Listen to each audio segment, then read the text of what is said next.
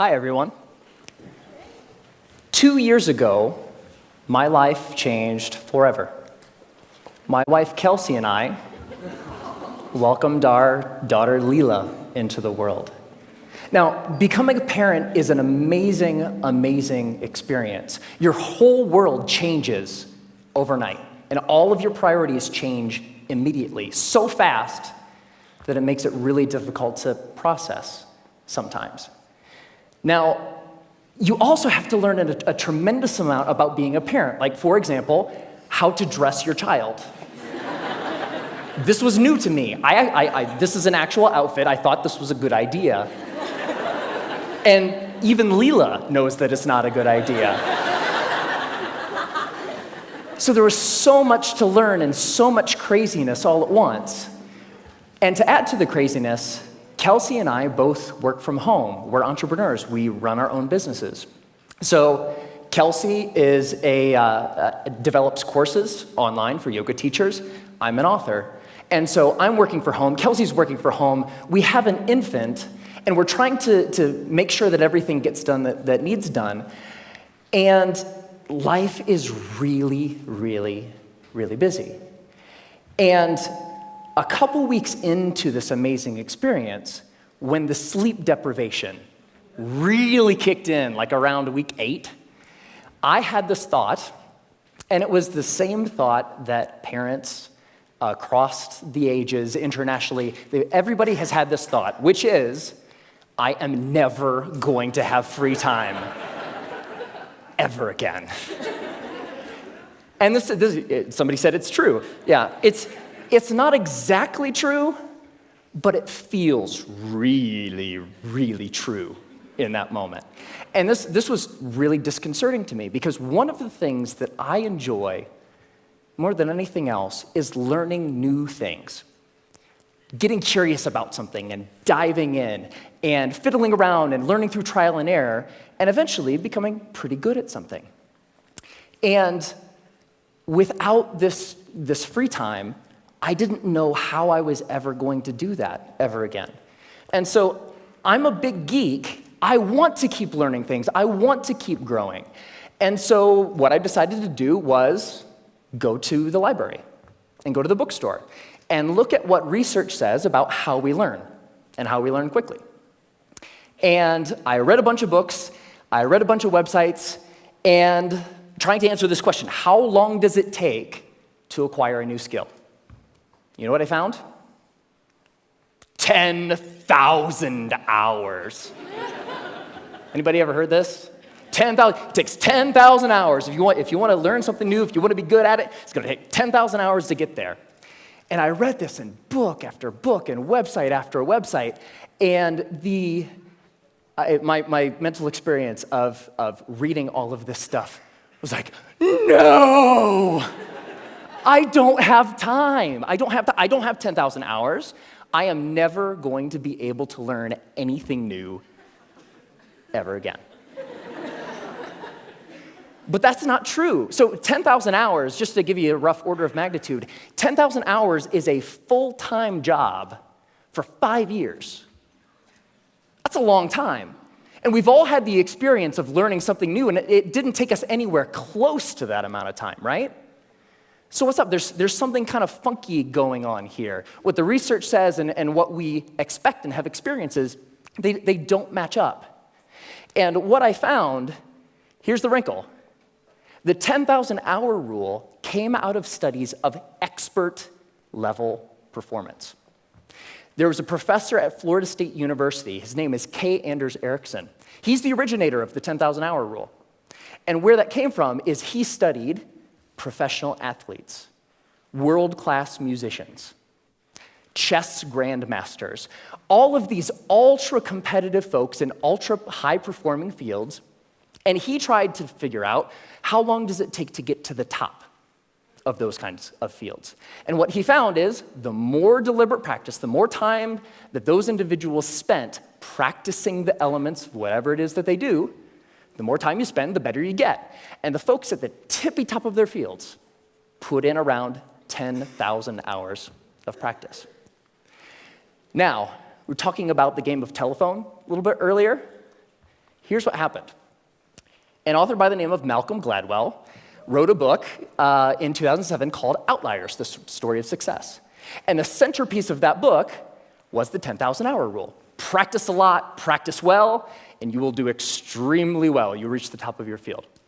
So the message, what Dr. Erickson was actually saying is, it takes 10,000 hours to get to the top of an ultra-competitive field in a very narrow subject. That's what that means. But here's what happened. Ever since Outliers came out, immediately came out, reached the top of the bestseller list, stayed there for 3 solid months. All of a sudden, the 10,000-hour rule was everywhere. And a society-wide game of telephone started to be played. So this message, it takes 10,000 hours to reach the top of an ultra-competitive field, became, it takes 10,000 hours to become an expert at something, which became, it takes 10,000 hours to become good at something, which became, it takes 10,000 hours to learn something. But that last statement, it takes 10,000 hours to learn something, it's not true. It's not true. So, what the research actually says, if I spent a lot of time here at the CSU library in the cognitive psychology stacks, because I'm a geek. And when you actually look at the studies of skill acquisition, you see over and over and over a graph like this. Now, researchers, whether they're studying a motor skill, something you do physically, or a mental skill, they like to study things that they can time, because you can quantify that, right? So they'll give research participants a little task, something that requires physical arrangement or something that requires learning a little mental trick, and they'll time how long a participant takes to complete the skill. And here's what this graph says. When you start, so when researchers gave participants a task, it took them a really long time because it was new and they were horrible. With a little bit of practice, they get better and better and better, and that early part of practice is really, really efficient. People get good at things with just a little bit of practice. Now, what's interesting to note is that if, we don't really, for skills that we want to learn for ourselves, we don't care so much about time, right? We just care about how good we are, whatever good happens to mean. So if we relabel performance time to how good you are, the graph flips, and you get this famous and widely known, this is the learning curve. And the story of the learning curve is when you start, you're grossly incompetent and you know it, right? With a little bit of practice, you get really good really quick. So that early level of improvement is really fast. And then at a certain point, you reach a plateau, and the subsequent gains become much harder to get. They take more time to get. Now, my question is, I want that, right? How long does it take from starting something and being grossly incompetent and knowing it to being reasonably good in, hopefully, as short a period of time as possible? So, how long does that take? Here's what my research says. 20 hours. That's it. You can go from knowing nothing about any skill that you can think of. Want to learn a language? Want to learn how to draw? Want to learn how to juggle flaming chainsaws? If you put 20 hours of focused, deliberate practice into that thing, you will be astounded at how good you are. 20 hours is doable. That's about 45 minutes a day for about a month, even skipping a couple days here and there. 20 hours isn't that hard to accumulate. Now, there's a method to doing this, because it's not like you can just start fiddling around for about 20 hours and expect these massive improvements. There's a way to practice intelligently. There's a way to practice efficiently that will make sure that you invest those 20 hours in the most effective way that you possibly can. And here's the method. It applies to anything. The first is to deconstruct the skill. Decide exactly what you want to be able to do when you're done, and then look into the skill and break it down into smaller and smaller pieces. Most of the things that we think of as skills are actually big bundles of skills that require all sorts of different things. The more you can break apart the skill, the more you're able to decide what are the parts of this skill that will actually help me get to what I want, and then you can practice those first. And if you practice the most important things first, you'll be able to improve your performance in the least amount of time possible. The second is learn enough to self-correct. So get 3 to 5 resources about what it is you're trying to learn. Could be books, could be DVDs, could be courses, could be anything. But don't use those as a way to procrastinate on practice. I know I do this, right? Get like 20 books about the topic. It's like, I'm gonna start learning how to program a computer when I complete these 20 books. No, that's procrastination. What you want to do is learn just enough that you can actually practice and self-correct or self-edit as you practice. So the learning becomes a way of getting better at noticing when you're making a mistake and then doing something a little different. The third is to remove barriers to practice. Distractions, television, internet, all of these things that get in the way of you actually sitting down and doing the work. And the more you're able to use just a little bit of willpower to remove the distractions that are keeping you from practicing, the more likely you are to actually sit down and practice, right? And the fourth is to practice for at least 20 hours. Now, most skills have what I call a frustration barrier. You know, the grossly incompetent knowing it part. That's really, really frustrating. We don't like to feel stupid. And feeling stupid is a barrier to us actually sitting down and doing the work. So by pre-committing to practicing whatever it is that you want to do for at least 20 hours, you will be able to overcome that initial frustration barrier and stick with the practice long enough to actually reap the rewards. All right? That's it. It's not rocket science. 4 very simple steps that you can use to learn anything. Now, this is easy to talk about in theory, but it's more fun to talk about in practice. So one of the things that I've wanted to learn how to do for a long time is play the ukulele. Has anybody seen Jake Shimabukuro's TED Talk where he plays the ukulele and makes it sound like he's like an ukulele god? It's amazing. It's like I saw that. It's like, that is so cool. It's such a neat instrument. I would really like to learn how to play. And so I decided that to test this theory, I wanted to put 20 hours into practicing the ukulele and see where we got. And so the first thing about playing the ukulele is in order to practice, you have to have one, right? So I got an ukulele, and my lovely assistant, thank you, sir. I think I need the cord here. It's not just an ukulele, it's an electric ukulele. Yeah. So the first couple hours are just like the first couple hours of anything. You have to get the tools that you're using to practice. You have to make sure that they're available. My ukulele didn't come with strings attached. I had to figure out how to put those on. Like, that's kind of important, right? And learning how to tune and learning how to make sure that all of the things that need to be done in order to start practicing get done, right? Now, one of the things when I was ready to actually start practicing was I looked in online databases and songbooks for how to play songs. And they say, okay, ukuleles, you can play more than one string at a time, so you can play chords. That's cool. You're accompanying yourself. Yay, you.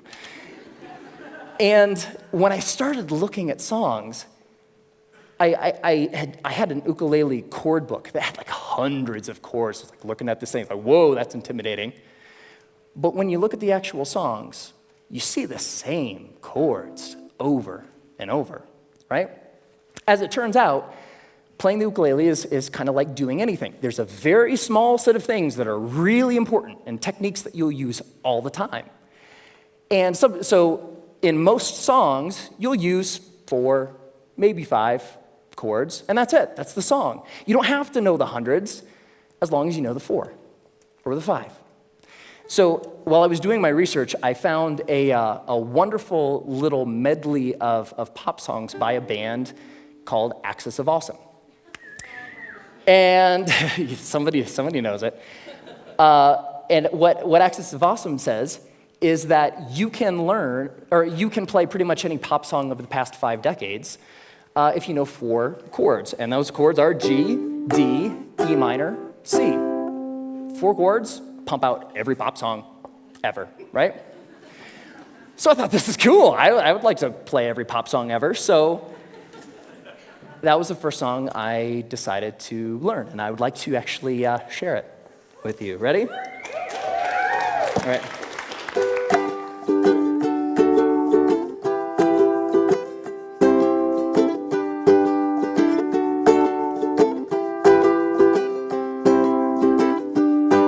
Just a small town girl living in a lonely world.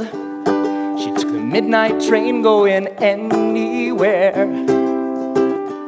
I heard that you settled down, that you found a girl, that you're married now.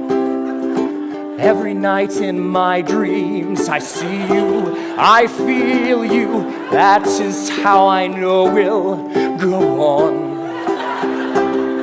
I won't hesitate no more, no more. It cannot wait, I'm yours. 'Cause you are amazing. We did amazing things. If I could, then I would. I'd go wherever you will. And can you feel the love tonight? Live with or without you. When I find myself in times of trouble, Mother Mary comes to me. Sometimes I feel like I don't have a partner. No woman, no cry, I'm on the surely is a dream. I come from London under. Once a jolly swag man camped by a billabong. Hey, I just met you, and this is crazy. But here's my number, so call me. Hey, sexy lady, whoop, whoop, whoop, whoop, whoop 'em Gangnam Style. Time to say goodbye. Closing time. Every new beginning comes from some other beginning's end.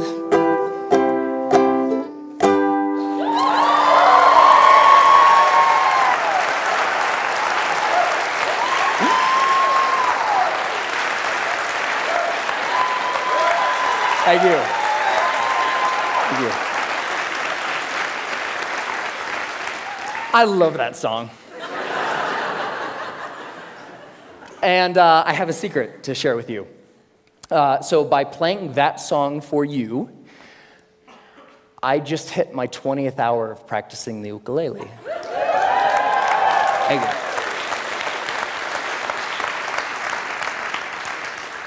And so it's amazing, pretty much anything that you can think of. What do you want to do? The major barrier to learning something new is not intellectual.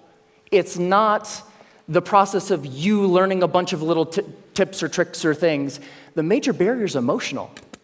We're scared. Feeling stupid doesn't feel good. In the beginning of learning anything new, you feel really stupid. So the major barrier is not intellectual, it's emotional. But put 20 hours into anything. Doesn't matter. What do you want to learn? You want to learn language? You want to learn how to cook? You want to learn how to draw? What turns you on? What lights you up? Go out and do that thing. It only takes 20 hours. Have fun.